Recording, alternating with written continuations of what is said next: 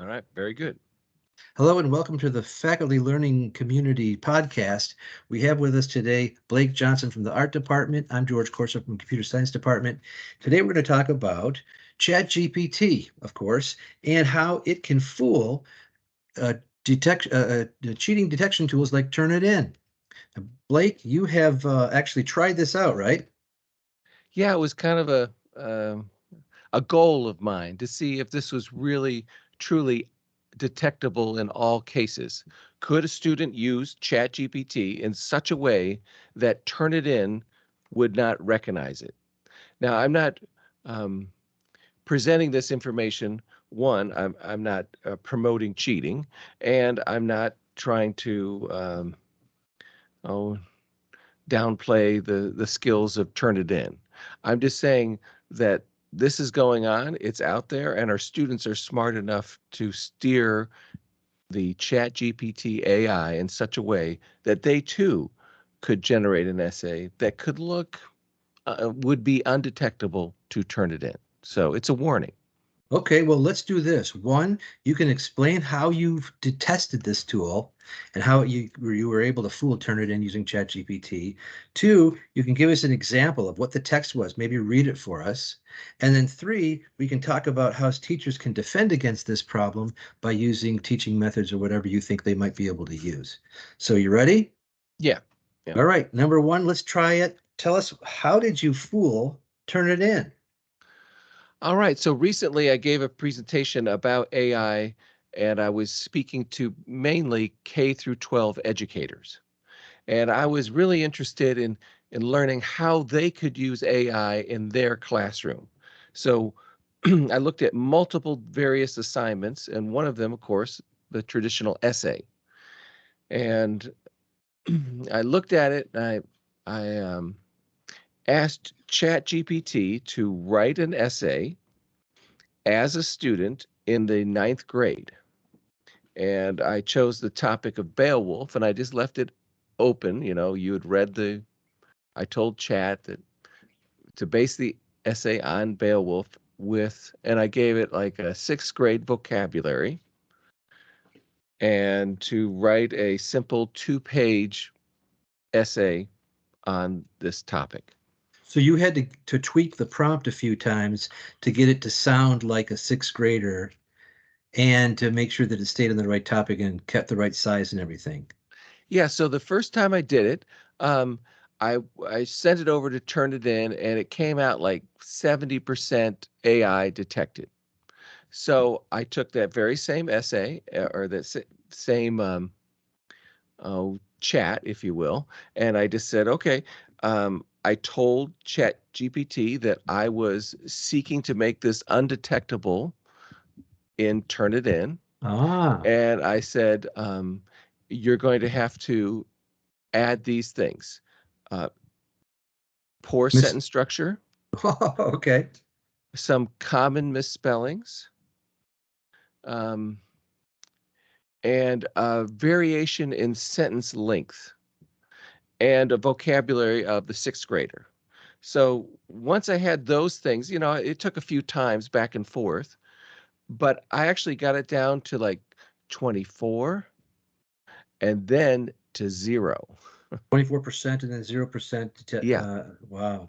You got down to 0%? I got it down to 0. Okay. So can you But read it us? was 100% AI from the very beginning, Right, right. It's which all is generated, amazing. but Turnitin got that.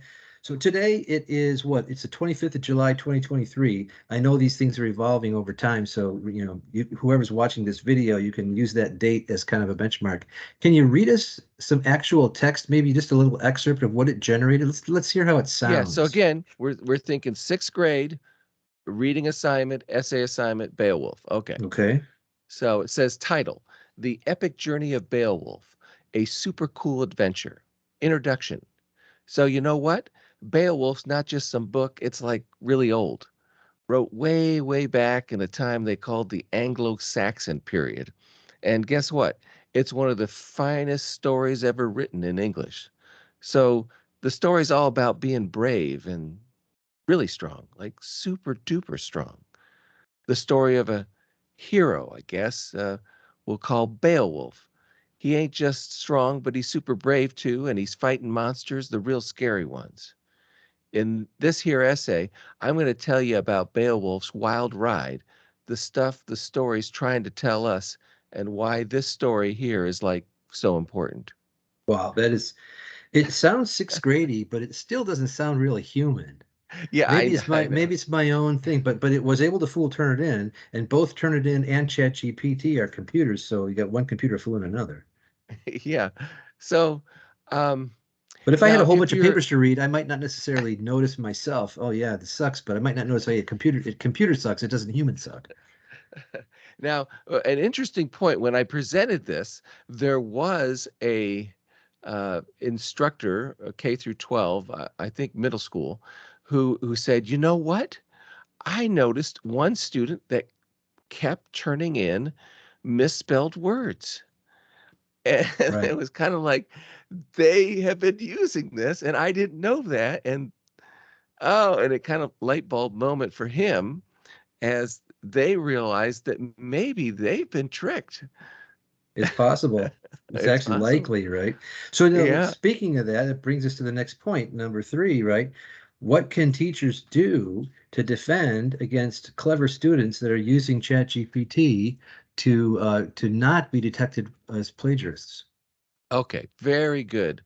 Yeah. Well, the way I look at it, AI's here and it's here to stay. We could go ahead and try to ban it, and we might even be able to successfully ban it from the classroom. But we're certainly not going to ban it from all students' lives all the time. So we're going to have to find a way to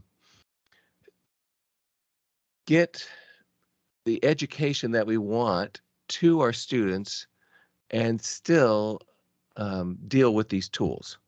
Can I bounce an Another, idea off you? I mean, yeah, just yeah, sorry to please. bother you, but so this is what I tried it too. I didn't go to the length you did, but I tried it too.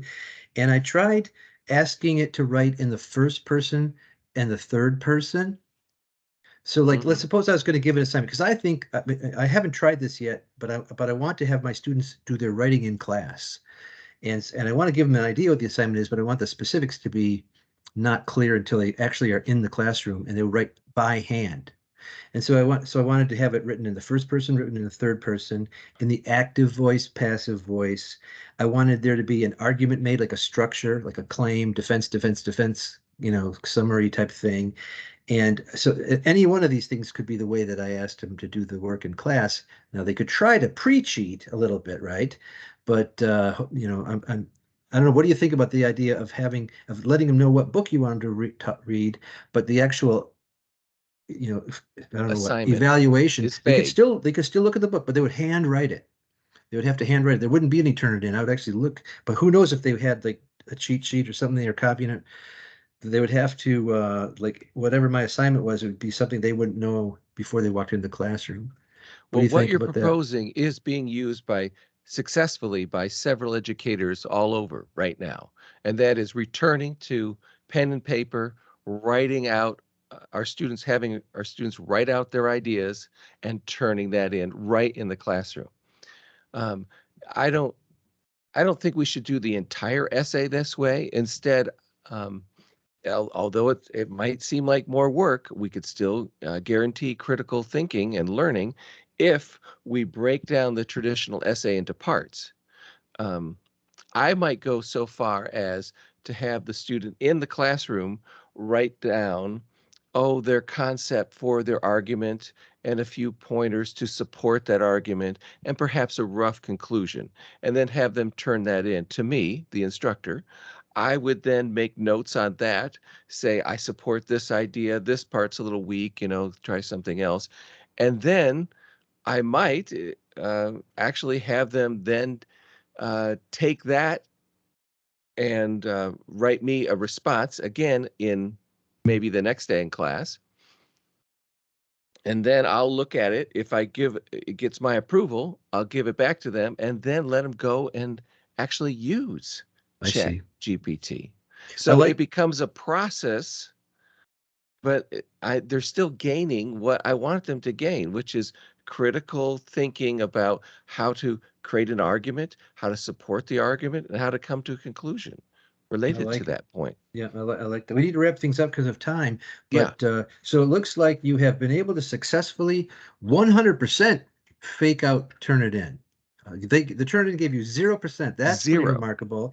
And then we heard what this. It sounds like it could fool a person. I mean, it's not clear that what you read was written by a computer, but it looks like. I mean, I was suggesting we go pen and paper, but you're saying that maybe breaking the project into parts might be a way that teachers can address the process of critical thinking as well as original writing. Not plagiarizing or not depending Well, on the and I'm tool too looking much. at it through the eyes of a college educator, and I want my students to have AI skills so that when they interview for jobs, they have an edge in that.